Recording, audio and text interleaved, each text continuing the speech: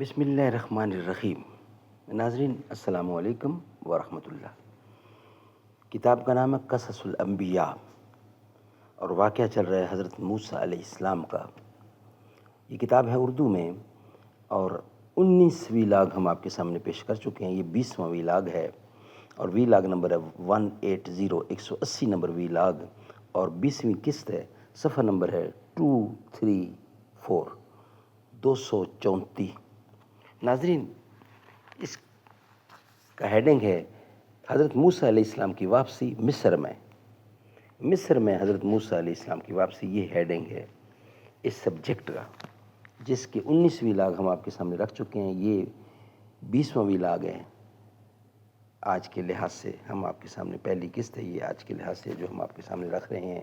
ناظرین، اس کتاب کا ٹائٹل ہے قصص الانبیاء، تالیف مولانا عبد المنان صاحب رحمۃ اللہ علیہ، مولانا عبد المنان رحمۃ اللہ علیہ۔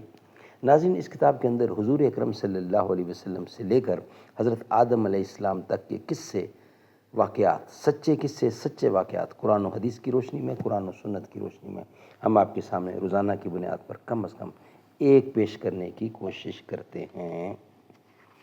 نحمدہ ونصلی علی رسولہ الکریم، بسم اللہ الرحمن الرحیم۔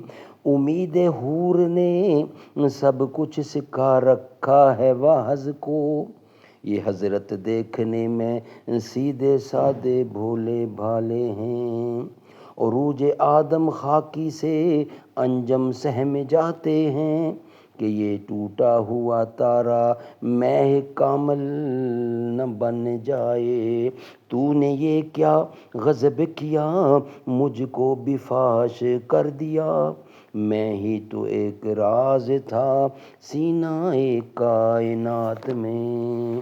بقیہ حصہ حضرت موسیٰ علیہ السلام کا۔ پہلا عذاب ان پر طوفان کا نازل کیا گیا تو اس وقت لوگوں نے کہا، اے موسیٰ، اس بلا سے اپنے رب سے دعا کر تاکہ ہم کو اس سے نجات ملے، اور پھر ہم وعدہ کرتے ہیں کہ تجھ پر ایمان لے آئیں گے۔ یہ سن کر حضرت موسیٰ علیہ السلام نے اپنے رب سے التجا کی، اس کی دعا سے وہ طوفانی عذاب جاتا رہا، اور پھر اللہ تعالیٰ نے سبزی اور زراعت بہت پیدا کی۔ تب حضرت موسیٰ علیہ السلام نے اپنی قوم سے کہا، تم لوگ ایمان لے آؤ اور اپنا وعدہ پورا کرو۔ انہوں نے کہا، ہم تم کو ہرگز خدا کا رسول نہیں مانیں گے، کیونکہ یہ زراعت تو ہر سال ہمارا بت ہم کو دیتا ہے، یہ پیداوار کوئی تمہاری دعا سے تو نہیں ہے۔ یہ سن کر حضرت موسیٰ علیہ السلام نے اپنے خدا سے اس ظالم قوم کے واسطے بد دعا کی، تو پھر اللہ تعالیٰ نے ٹڈیاں بہت کثیر تعداد میں بھیج دیں جو ان کی تر و تازہ زراعت کو کھا گئیں۔ پھر کافروں نے حضرت موسیٰ علیہ السلام سے کہا، اے موسیٰ، اگر تم ہم سے ان ٹڈیوں کے عذاب و بلا سے نجات اپنے خدا سے دلوا دو تو پھر ہم تجھ پر ایمان لے آئیں گے۔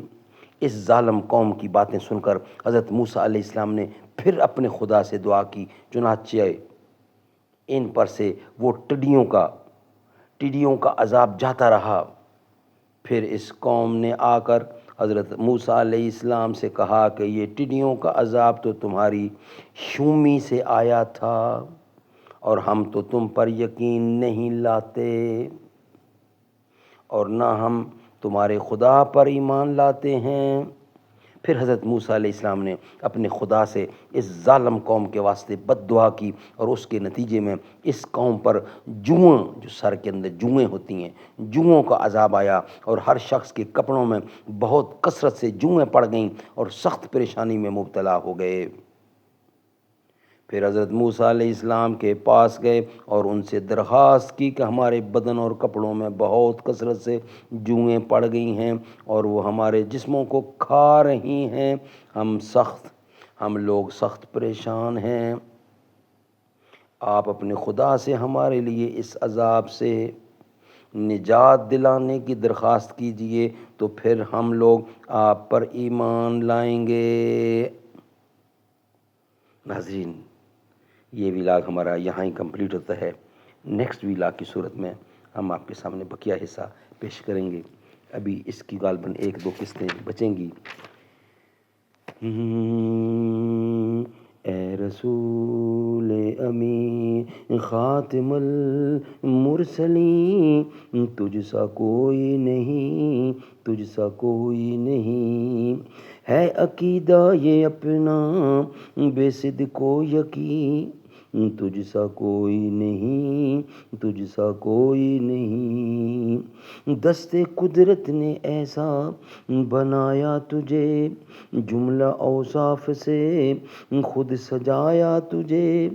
اے ازل کے ہنسی، اے ابد کے ہنسی، تجھ سا کوئی نہیں، تجھ سا کوئی نہیں. بزم کونین پہلے سجائی گئی، پھر تیری ذات منظر پہ لائی گئی. سید الاولین سید الآخرین، تجھ سا کوئی نہیں. اے رسول امی خاتم المرسلین.